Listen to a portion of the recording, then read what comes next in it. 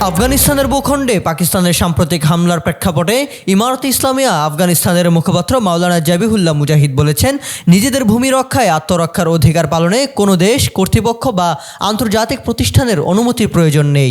তিনি বলেন, আফগানিস্তানের উপর জুলুম হয়েছে এবং সীমা লঙ্ঘন করা হয়েছে, তাই দেশ রক্ষাকে তারা মৌলিক ও ধর্মীয় অধিকার মনে করে।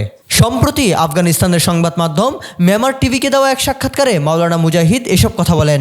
পাকিস্তানের আগ্রাসনের বিষয়ে কথা বলতে গিয়ে মাওলানা জাবিহুল্লাহ মুজাহিদ পুরো পাকিস্তানকে দায়ী না করে একটি নির্দিষ্ট সামরিক চক্রের দিকে ইঙ্গিত করেন। তিনি বলেন, পাকিস্তানের ভেতরে থাকা একটি বিশেষ সামরিক গোষ্ঠী সচেতনভাবে এ অঞ্চলে অস্থিতিশীলতা তৈরি করার পথ বেছে নিয়েছে। তার দাবি, এই চক্রটি তাদের বিদেশি প্রভুদের কাছ থেকে অস্থিতিশীলতা সৃষ্টির মিশন গ্রহণ করেছে।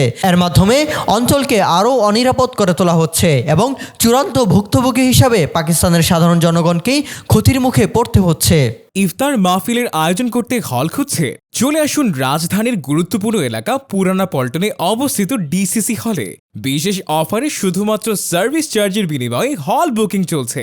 বুকিং ও তথ্যের জন্য যোগাযোগ করুন 01618552398। অর্থনৈতিক নির্ভরতা এবং সীমান্ত বন্ধ থাকার প্রসঙ্গে মাওলানা জাবিহুল্লাহ মুজাহিদ বলেন, গত 3 থেকে 4 মাস ধরে পাকিস্তানের সঙ্গে বাণিজ্য পথ সম্পূর্ণ বন্ধ থাকলেও আফগানিস্তান থেমে নেই। তিনি জানান, তারা অন্যান্য দেশের মাধ্যমে নিজেদের অর্থনৈতিক চাহিদা পূরণ করতে সক্ষম হচ্ছে। তিনি বলেন, আফগানিস্তান কোনো এক দিকের উপর নির্ভরশীল নয়।